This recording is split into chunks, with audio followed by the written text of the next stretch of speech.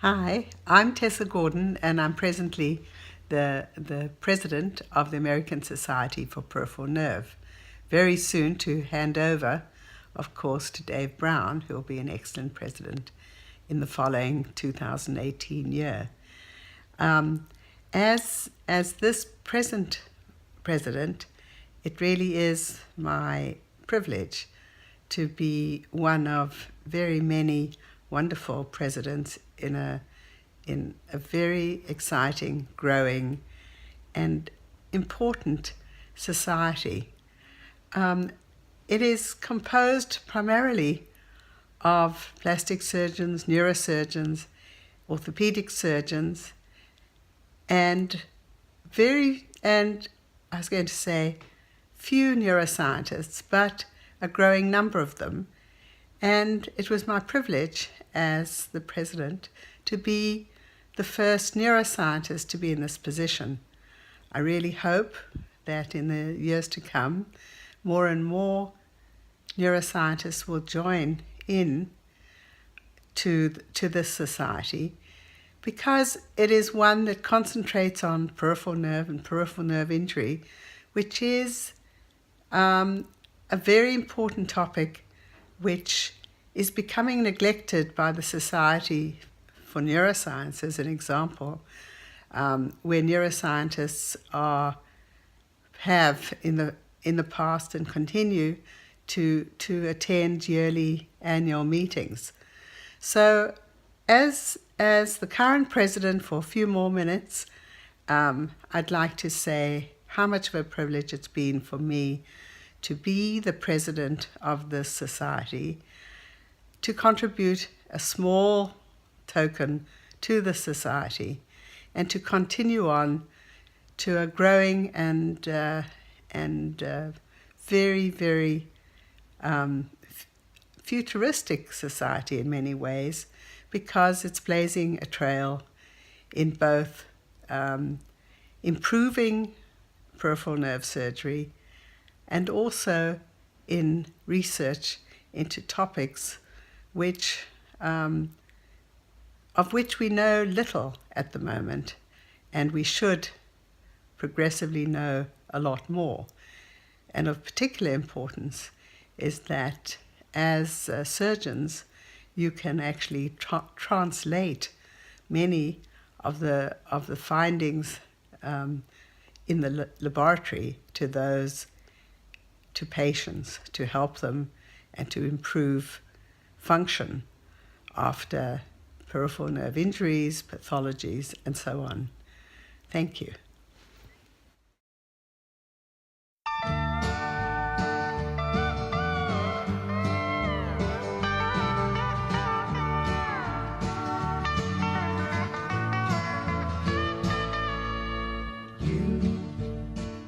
Morning. Thank you so much for the opportunity to talk to you this morning. Being elected a president of the American Society for Peripheral Nerve was the greatest honor of my professional life. The presidential year was fantastic and wonderful for me, essentially because of the group of people I was working with. The council that worked with me was really wonderful, and people were really committed to do the best for the society. And my program chair was Dr. Greg Burchell, who's also the program chair for this meeting. And working with him was a pure joy. So the most important thing about the ASPN is, number one, the ASPN strives to be the best and the most relevant peripheral nerve society in the world. And let's think about it. In the past 25 years, most of the advances in the peripheral nerve research and surgery came from members of this organization. But in addition to the academic excellence, there is a family environment without the dysfunction of any family. People really care about you, people really support you, and there is mutual respect and mutual love between the members of the society, and everyone tries to help the other. So if you are not a member of this society, I would urge you to be a member of this society as soon as you can. You will never regret this decision. Thank you again for allowing me to talk to you this morning. Have a wonderful meeting, and I love you all. Thank you. You are on the road must have a code that you can live by. On. Hi, this is Wendell Merritt. I'm one of the past presidents of the Peripheral Nerve Society. When we first met to discuss creating the society, I was not particularly in favor. I didn't feel like we needed another clinical organization until Susan McKinnon and Lee Dellon and the people there explained to me that we wanted to create an organization that had basic science as a background to try to find clinical application, that basic science peripheral nerve papers would have difficulty often getting in the clinical programs of the Hand Society and the Hand Association. And this seemed a worthwhile effort with particular invitation to basic scientists and to other people that are interested in peripheral nerve, and not an exclusive organization and not particularly only clinically oriented, but in particular trying to appreciate neurophysiologic studies that would be applicable for clinical use. This seemed worthwhile in a niche that needed to be filled. Our first meeting was in Charlottesville, Virginia, and I was the host because I belonged to a country club in Charlottesville and we could get the space free. Our first president, Julia Terzis, was a bit late. I remember vividly she had a new Porsche and was stopped on the highway running about 95 miles an hour, and explained carefully to the patrolman that he was only holding her up more and she would have to drive faster if he didn't get out of the way. Only Julia Terzis could possibly have gotten away with that. When I was president in 1996, we moved for the first time away from the Plastic Surgery Society meeting and held our meeting in Williamsburg, Virginia, which had me rather alarmed because I didn't know if anyone would show up. My program chairman, Bill Kuzan, kept telling me not to worry, and he was absolutely right. We had a large attendance, and many of them international. I've been very pleased with the merger of our meeting with the Microsurgery Society and Hand Association, because I think for our international travelers, the long trip is more worthwhile when they have more than one organization. I think our future is secure because peripheral nerve problems remain a conundrum and unsolved.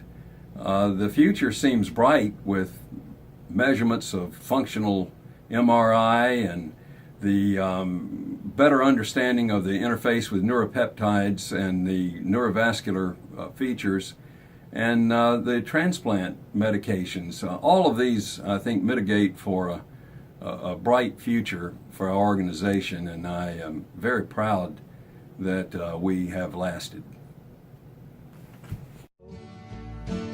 Become yourself, because the past is just a goodbye.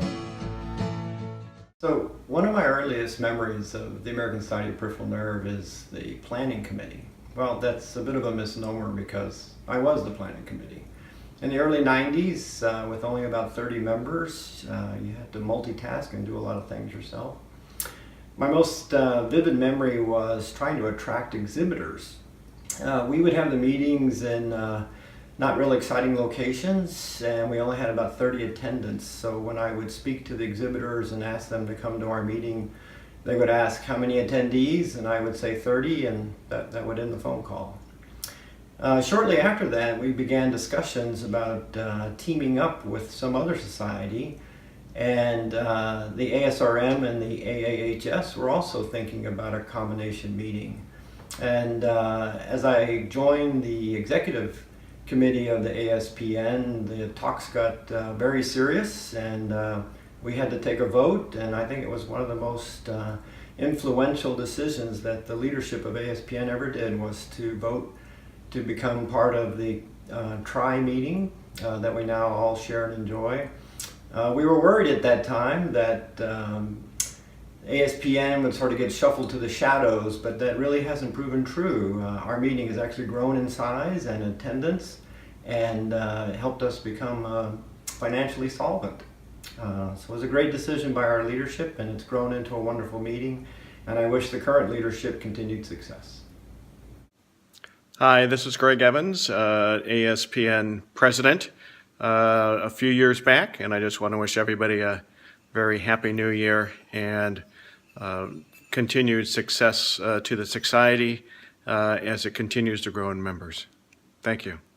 Your children well, their father's hell did slowly go by, and feed them on your dreams, the one they picked, the one you know by. Don't you ever ask them why, if they told. This is Howard Clark, coming to you from the University of Toronto, where it's a balmy minus 13 degrees Celsius. I'm filming here because it reminds me a bit of the meeting we had in Boca Raton, Florida when I was the president, at which time it was also pretty chilly, even though we'd gone to Florida to escape the cold. I do have some simple advice for those of you either embarking as new investigators in the ASPN or midway through your career, and that's to simply remember the things you learned in undergraduate science. An experiment is set up with a null hypothesis. You design the experiment, collect the data, undertake the statistics you already planned, and then you live with those results. Live with the results, give us conclusions that are based on those results. So I hope you have a wonderful meeting. I'm only sorry I can't be there to share it with you, but have a great time. Take care. First, I'd like to thank Allison Snyder Warwick for conceiving of doing this while the founding members are still alive and we can speak to you on video. I'd like to thank Andrew Yee for taking time to do the video himself. And as I think back for historical tidbits about the foundation and founding of our society, the American Society for Peripheral Nerve, I remember sometime around 1989, a group of us at the Plastic Surgery Research Council meeting together with Julia Terzitz. Julia Terzitz really had the idea to start this society. None of us thought we needed another society, certainly not another meeting. But Julia felt the peripheral nerves needed a society of its own, not just to have nerves presented at the hand surgery or the microsurgery meeting. And so we got together. The point I wanted to make was I didn't want to have a meeting where we just sat and heard many more papers. And so I'm proud to say that the format today includes my original suggestion, which is that we should have 2 or 3 basic scientists each speak for about an hour. Start with very baby steps of what they do in their lab and work their way up for those of us who are mostly clinicians so we could follow what they do and then try to take some of their ideas and translate them into our practice. And so we agreed to have this society. Julia was the first president. Julia, as you know, is Greek, but in more particular fashion, she's Macedonian. And she really pushed me to travel around the world to learn what goes on and to teach and to spread ideas. And the Peripheral Nerve Society is like that. We have members from many, many countries. Well, in a particular contribution that I feel I may have made, Julia was the first president and was president for 2 years. I was the second president, 1992 to 1993. We needed a tie. So blue-green is my favorite color, turquoise, and walking tracks were a technique we used in our research. And I conceived of having a club tie made with walking tracks that would be on a blue-green background. Susan made a unique contribution to our society as one of the founding members. She's very artistic, and she created our logo, which would be a hand holding a Schwann cell. And so the tie has the logo at the bottom and the little walking tracks going up along it, and it was given to the presidents. I'd like to show you an example of that. This is Dr. Tommy Tung, who was our president just recently, and he came to Johns Hopkins. It was my honor for him to come. He gave the A. Lee Dellon lectureship in peripheral nerve surgery. It was the 3rd time that was given. And at that time, he wore the tie that we developed. And you can see Tommy wearing that. Next to him, I'm standing. On the other side of Tommy is Andy Lee, our chief of plastic surgery. And to my right is Gedge Rawson wearing the same tie. Gedge was my second peripheral nerve fellow and is treasurer of the American Society for Peripheral Nerve this year. After my presidency, 2 of Julia's mentors became president. Beres Strauss, and Bruce Williams. Bruce Williams was from Canada. That's where Julia got her PhD. I'd like to point out, and I think it's true, that Julia is the first plastic surgeon to get a PhD. She got it from Dalhousie University in Canada, and I was honored to be one of the examiners for her PhD thesis. Well, following that, there were a series of Canadians after Susan who became president of our society. We've now had neurosurgeons, 4 of them become presidents of our society. And of the presidents of our society, Susan, one of them trained with Susan, 1 trained with me, and in the upcoming group, 2 have trained with Susan, 2 have trained with me, and Dr. Tung, bless him, trained with both of us. I want to just say one final thing about the world of peripheral nerve surgery today. Susan and I worked together. I had the honor of being part of her hand fellowship, 1981 to 1982. Following that, she and I wrote 40 research papers together. We won 7 plastic surgery national research prizes. We wrote 1 book, textbook, Surgery of the Peripheral Nerve. She won the Canadian Gold Medal Prize. I was not allowed to be named on that because I'm not Canadian. But the work that we developed first in the laboratory for nerve regeneration through tubes has developed into what's now a huge event in peripheral nerve surgery. After the work we did with tubes and it was approved by the FDA, many other companies came along with their own version of the tube, and now Axogen has an allograft because the work, and this was done actually in Susan's lab, nerves prefer growing through an allograft than growing through a tube. They like structure. And so that's one huge part of peripheral nerves today. The second part, which Susan's contributed when she and I diverged in our research efforts, is the nerve transfer work. I diverged into continuing my work on diabetes, recovering sensation and neuropathy. There are now 3 level 1 studies and 3 economic cost-benefit analyses about this. It's being done all over the world. And then just recently, we had the first ever joint denervation workshop at the Mayo Clinic. I'm writing a textbook on that now, and that will start another big area of peripheral nerve surgery. Well, thank you very much for listening to my historical tidbits. And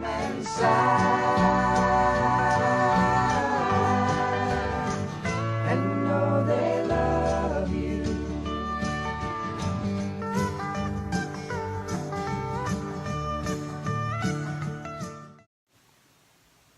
Hi, welcome to the 2018 meeting of ASPN.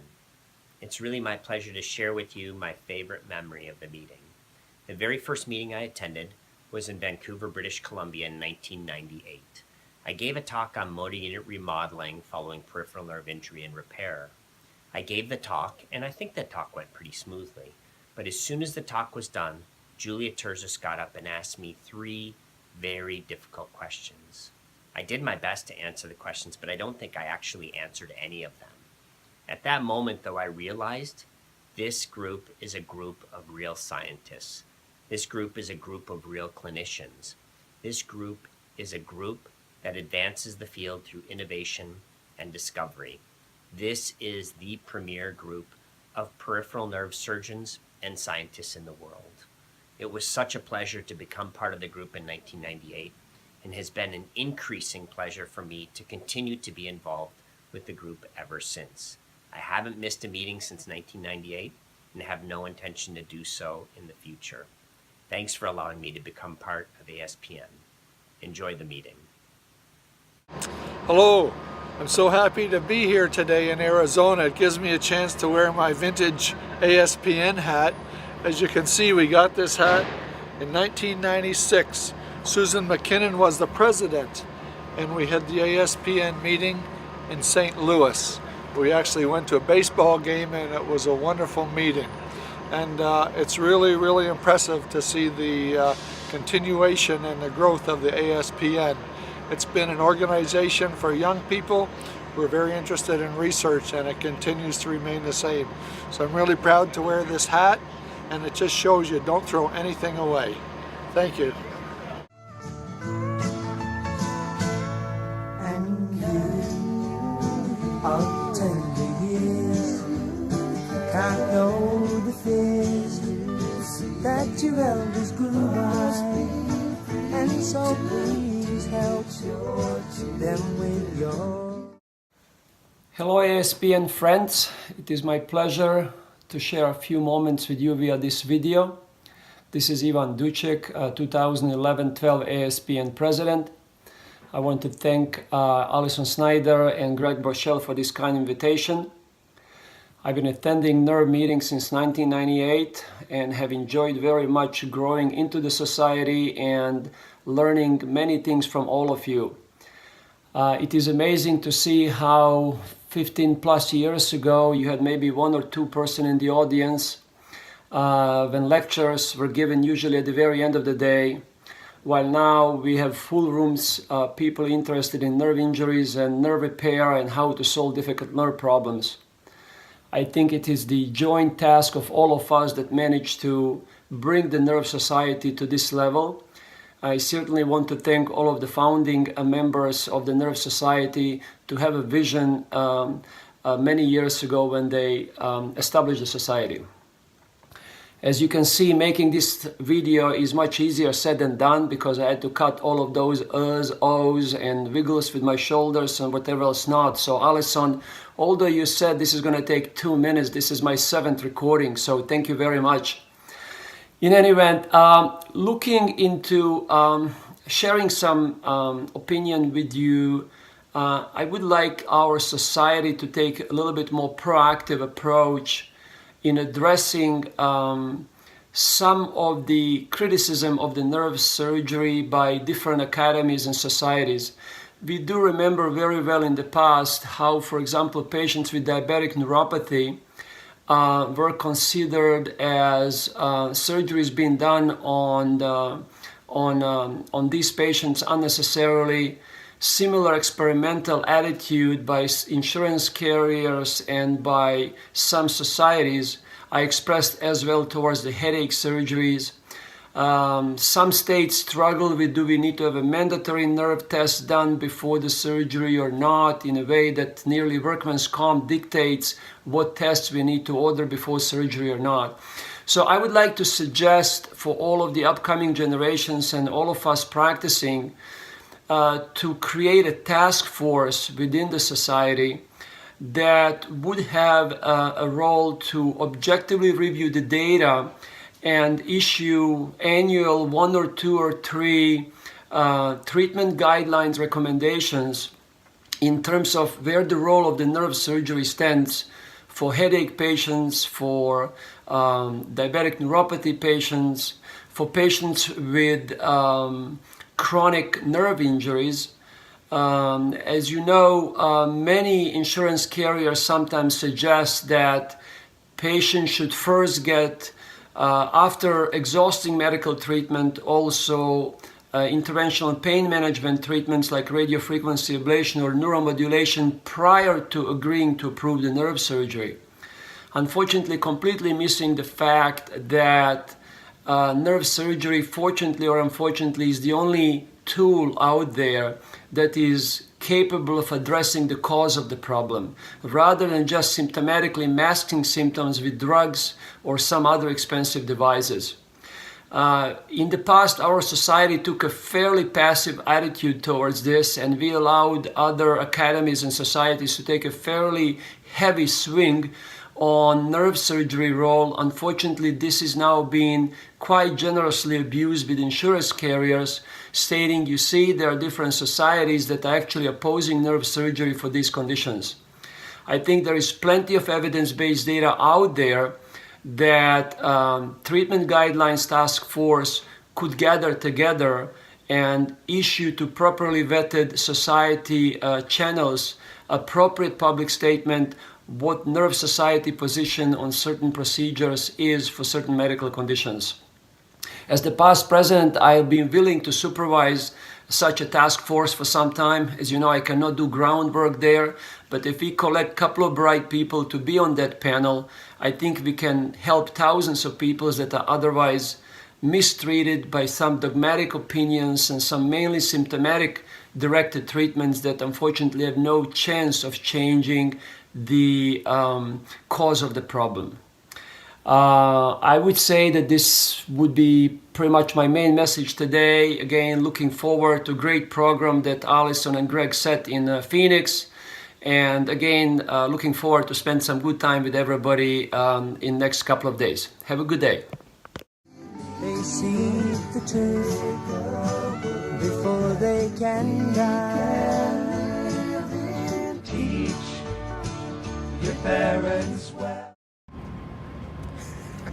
Hi, I'm Bill Kuzan, and I am happy to give this message as a past president of the American Society for Peripheral Nerve. I have actually been to every single peripheral nerve meeting. The first one I went to, I was a senior resident at the University of Toronto, and I drove there with one of my colleagues. The meeting was in Charlotte at the University of Virginia, so it was actually a really, really long drive. It's been very gratifying to see the organization grow, and especially now there's so many young and enthusiastic people involved that the organization is in good hands, and I think it has a great future. The children's hell will slowly go by, and feed them on your dreams. The one they fix, the one you know by. It was a great privilege to be one of the ASPN Presidents. The meeting which I held was in Puerto Rico. We're supposed to actually repeat that this year.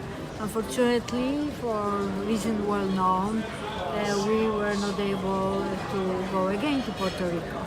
Over the many years, I had also fun and privilege to work with many colleagues who are established, as well as young people, residents, students, whose love of peripheral nerve surgery is always stimulating all of us and is actually making us eager to go so high as being the president of ASPN.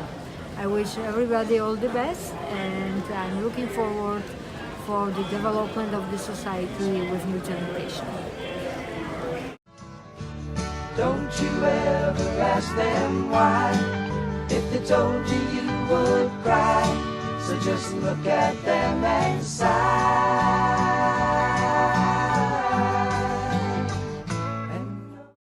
Thanks. It's great to make this video for the ASPN series. I really got involved more than 25 years ago, thanks to Susan McKinnon, who was my graduate trainee supervisor at that time at Toronto.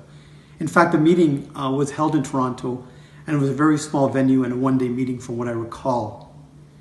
The meeting has, of course, grown a lot, and 10 years later, in 2000 and 2002, I was really honored to be the scientific program chairman 2 years in a row, with David Chu first and then with Nancy McKee. Those were exciting days indeed, as we'd combined the meeting from a single one-day meeting to a tri-meeting that is the current format.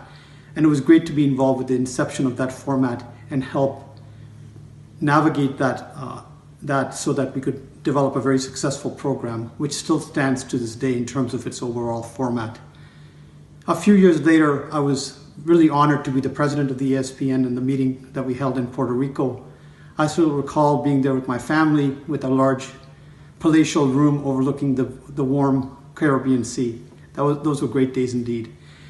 The meeting has grown so much. It's got great diversity, great enthusiasm, and tremendous scientific programs. I really think it's the greatest meeting that we have, and I look forward to it each and every year.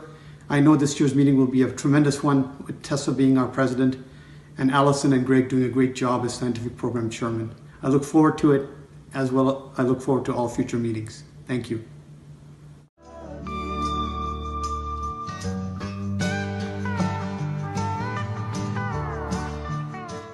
I think peripheral nerve is still among the least understood of the surgical subspecialties, especially in regards to regenerative capacity and surgical techniques. We see a lot of patients for whom the best option is still unclear, or there may seem to be no good options, and you may be their third or fourth opinion. I would encourage everyone, and especially the younger generations, to keep open-minded, to think out of the box and to investigate, design, and try new things, especially for those patients who really have nothing to lose or will certainly not get better on their own. Teach your parents well, their children's hell will slowly go by, and feed them on your dreams, the one they picked, the one you know by. Don't you ever ask them why, if they told you you would cry. So just look at them and sigh, and know they love you.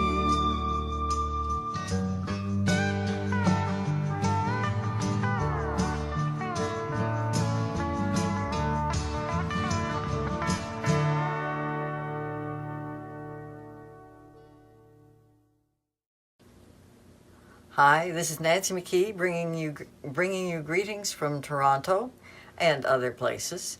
I will not be attending the meeting, but if I had, you might have enjoyed talking to me about canoe trips. We did the Nahanni at one point. And somebody who is I've always respected is shown here, and Winston Churchill is responsible, I guess, to a certain extent for the way the world is now. And I wish you all the best from the North. Allison, thank you for this opportunity to talk about a society that I really absolutely adore. In the 1980s, things were really happening in the field of nerve research and nerve surgery. And initially, Plastic Surgery Research Council provided the forum for discussion for plastic surgeons interested in this topic. But it became such an exciting time for us that we really ran out of space on that with that group. And it was the American Society for Peripheral Nerve that was established to allow us to talk to each other about things we were really so passionate about. In retrospect, we can now see that the 1980s was the decade of the paradigm shift from nerve repair to nerve graft. There were a lot of changes happening then, a lot of excitement. And in the 1980s, things we took for granted now were considered controversial. Neurolysis, the existence of topography within the nerve, the use of nerve conduits, and in many institutions, even nerve grafting. Sir Sidney Sunderland and Leonard Goldner were firmly on the side of nerve repair. Alan Hudson, Dave Klein, Raymond Curtis had already shifted to nerve grafts for longer nerve gap injuries. My surgical practice started just as this paradigm shift was occurring, and I considered all of these men on both sides of the paradigm shift as iconic giants. I'd like to reflect on a few specific cases to demonstrate how much has changed in nerve surgery over my career. As a resident in 1968 in Toronto, we repaired nerve injuries in the emergency room in our civilian clothes. I remember going up to the operating room and wheeling down this new piece of equipment, the operating microscope, to the ER to do a repair. At one of the first plastic surgery rounds that I attended at the University of Toronto, two particular cases were discussed. One was a 1.5 centimeter gap in a digital nerve that was repaired with a nerve graft. The consensus of the U of T surgeons was that the gap was too short for a nerve graft. The second case was the excision of a recurrent lipofibroma of the median nerve. This excision left a 9 centimeter nerve gap, and it was determined that that gap was too long for a nerve graft. And I remember shaking my head thinking, you've come back to do nerve grafts, this new exciting thing, nerve grafts, and they're going to have to somehow be between 9 centimeters and 1.5 centimeters to fit the requirements of the University of Toronto Division of Plastic Surgery. In the early 1980s, I would bring Sir Sidney Sunderland's very big textbook with very complicated drawings of the internal topography of the various nerves to the operating room to try to figure out whether there even was topography. These maps were really complicated, and so I thought one day that I would try a new idea, and that would be a wake stimulation. So I talked to the patient, talked to the anesthesiologist, did a dissection of the ulnar nerve at the wrist, And then with everyone agreeing, including the patient, we lightened the patient up, woke the patient up, and then I used a little nerve stimulator to stimulate the medial side of the ulnar nerve, and nothing much happened. And then I stimulated the other side of the ulnar nerve, and the patient sat up and vomited. So there definitely was topography of the ulnar nerve at the wrist. This is something that our medical students now would not come to the operating room without knowing specifically the topography of the ulnar nerve at the wrist. We didn't even know if it existed. A quarter of a century ago, we thought nerve conduits and acellular substitutes for nerve grafts would be a big advance. Now those are delegated preponderantly to the small diameter, small gap, non-critical nerves. We didn't even predict nerve transfers in the early 1980s. We wouldn't have imagined the techniques that we use today to get inside a nerve and move nerves around, and the results that we can get with nerve transfers. Without the American Society for Peripheral Nerve and the culture it provides, I don't even know if nerve transfers would have existed, let alone translated so quickly. ASPN has some unique qualities. It's safe to speak your mind. You know your opinions will be heard. Its membership is inclusive by definition, and it encourages diversity. There's no bullying, no backroom deals, no blackballing. The professionalism of this group is its best quality. When ASPN was founded in the early 1990s, I don't think anyone would have predicted how much the management of nerve injuries would change in a quarter of a century. 2018 is exactly an exciting time again for nerve surgery. If we look forward another half century, another quarter of a century, without doubt, the advancement in the management of nerve injuries will have improved equally logarithmically. And I predict, this is my prediction, I predict that we will be offering patients with nerve injuries techniques we can't even imagine today. The American Society for Peripheral Nerve provides the forum to discuss issues relating to nerve injury. The nerve injured patients are helped with this specialty. The members of this specialty, I thank every day for all of the contributions that they've made to advancing the care for nerve injured patients. It's been such a privilege to be a member of this group.